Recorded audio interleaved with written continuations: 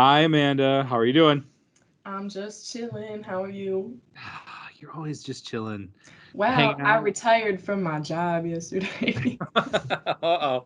Well, God, I'm gonna have to hear all about that here in a little bit. But before we get into some of the stuff, let's just talk today. Our episode, it's the final episode of our series. It's the episode 6 of the How-To series. This is when all is said and done and you're ready to commit to SVSU, what do you do?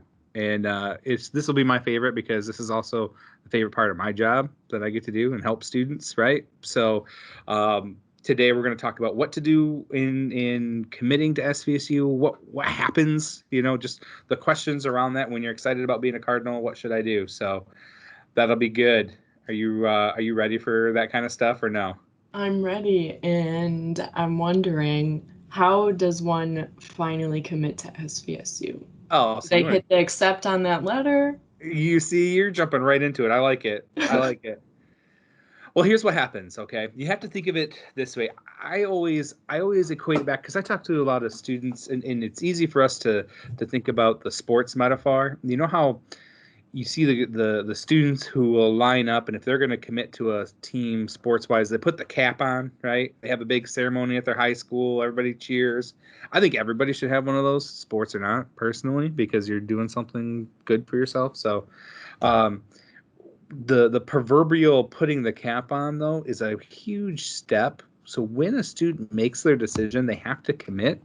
And the way you commit to a university is simply by signing up for orientation.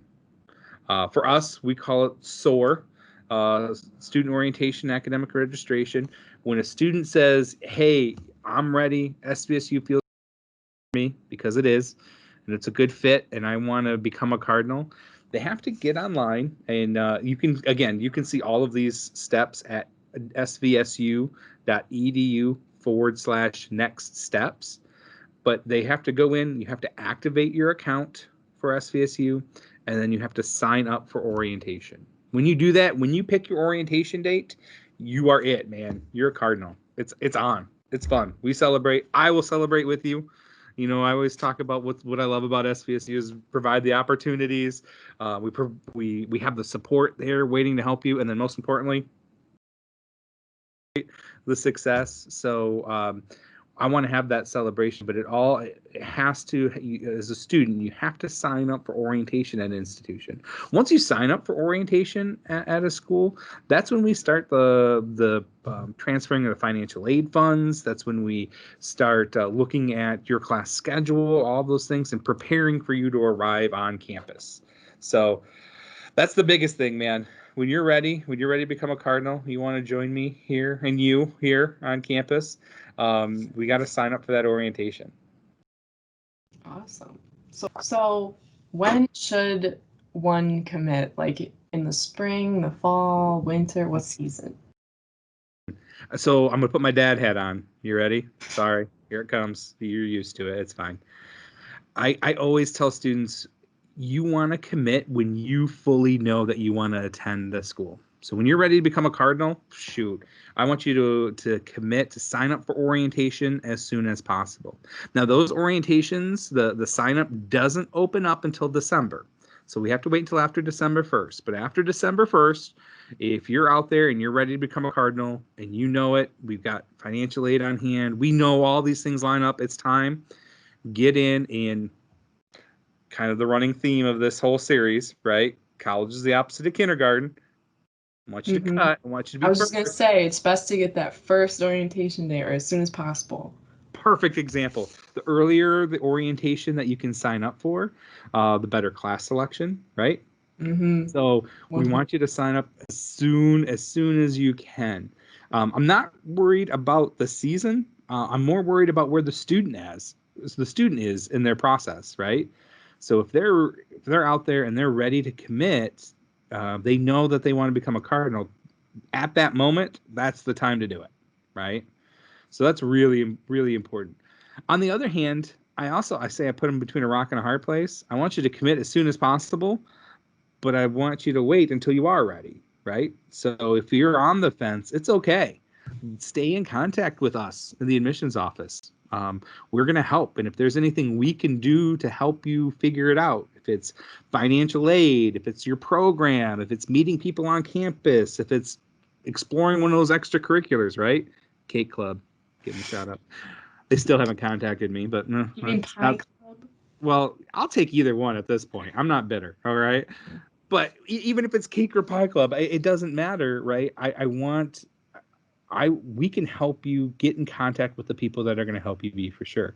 But you got to reach out. You got to let us know. So when should you commit? As soon as you're ready. That's awesome.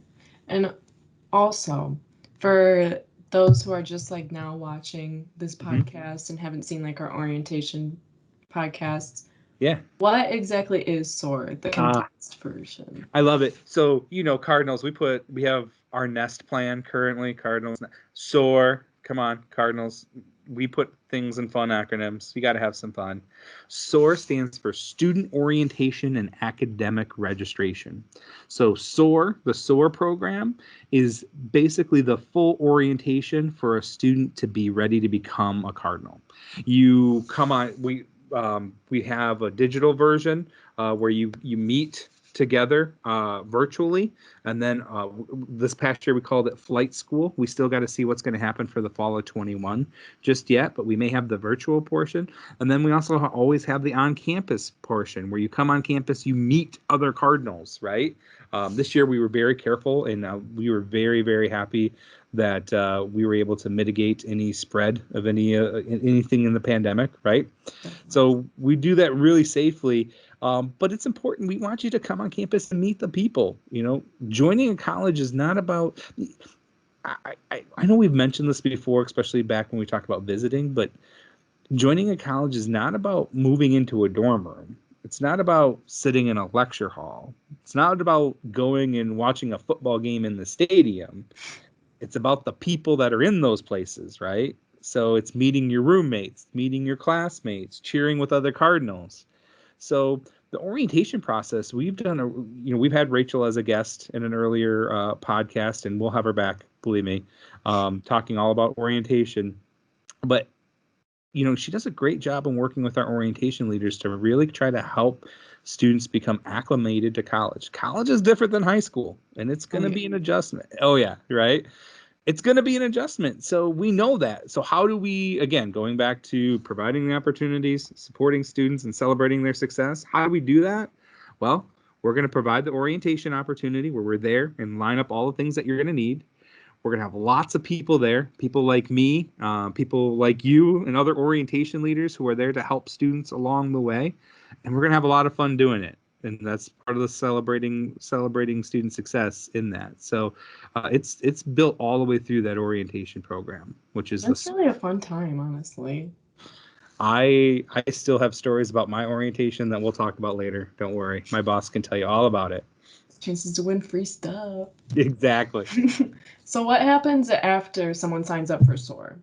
Oh, very good question. After SOAR, so there's always this lull that happens, right? Especially if you're a student who signs up early for orientation. If you sign up in December and your first part of your orientation doesn't happen until May, that's like 5 months away, and you're kind of like, oh, what's going to happen until then? I can tell you this. We want you to concentrate and do well in high school. We're going to stay in contact with you, our peer advisors, our orientation leaders, the admissions office. We're going to continue to give you updates all along the way. We may text those if you were one of those students who wants to receive texts. We're definitely going to email you. We're going to also we're going to show you how to use your SVSU email address. A lot of information gets sent there, right? Oh, yeah. Financial aid, there. updates. So we're going to teach and want you to log into that every so often and see some of those updates.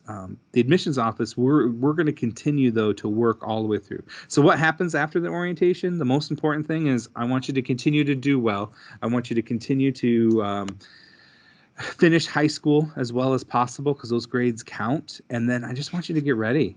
Stay in contact. We're gonna have fun, and we're gonna be there to help you all along the way. That's awesome. Pretty good. So this one, I know it seemed like it was kind of short, this podcast, right? Because it's talking about committing, but there's some important things there. Again, I just want to reiterate, when you're ready, do it. sign up for orientation. That's how you let us know. The housing portion is separate from our orientation. So SVSU is one of the few schools that doesn't require students to live on campus, even though we don't. Most of our freshmen do. But because it's not a requirement, there's the orientation process and then there's the housing process that both can be completed at the same time, but we do have to do those separate. One thing I always warn students is don't fill out your housing unless you've also filled out your orientation, right? I don't want you to submit a housing. Yeah, I don't want you to submit a housing application if you haven't became a student yet, because they're going to be like, okay, the student isn't on the roster. We'll reach out and try to see what's going on, but it's just extra steps that I'm trying to save people steps through all of this and help them all along the way. That's tender. Right? What's that? I said that's tender. Dad hat. Come on, you know me. All right, so I feel good about this one. I think this series is really helpful. I think we've gotten a lot of good feedback already from students about the whole how-to series, and we're wrapping it up here. So I'm taking total liberties. Sorry, I'm just cutting you right out of the whole thing. I'm taking total liberties, and I am stealing the irreverent question of the day from you. But I'm also going to make it reverent, make it make it useful. I want to know from you, from the student perspective, okay, these last 6. So let's starting from what questions to ask, applying, visiting, filling out your FAFSA, looking at your award letter, and now committing. Over this series, if you're taking a look and you were going to talk directly to the students who are and families who are listening or watching this podcast, how would you sum it up? Here's my irreverent question. I've thrown a ton of information at you, right? And I'm going to ask you to critically think, do all the things you do in college. And I want you to sum up, like, what's one really big, important takeaway that you got? I'm interested because I know what my takeaways are. So my takeaway is I would recommend everyone or advise everyone that you're not annoying. You don't feel like you're being annoying. Ask for help if you need it. If you want some information, ask for it. It doesn't hurt. It actually makes people feel better when you ask for that help.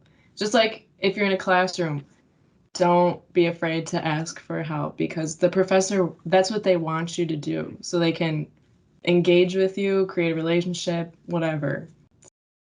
Just don't be afraid to ask for help. I love it. I love it because I think you can tell I like talking to students, and I only hire people that like talking to students. So when a student calls, we're excited. We are absolutely not annoyed. We want to help all along the way. So that's, you know what, of all the takeaways that you could take in the last 6 series, I think you summed it up way better than I could. So yeah, guys, blow up Nick's phone. Text, blow up his email. Call me. It's okay.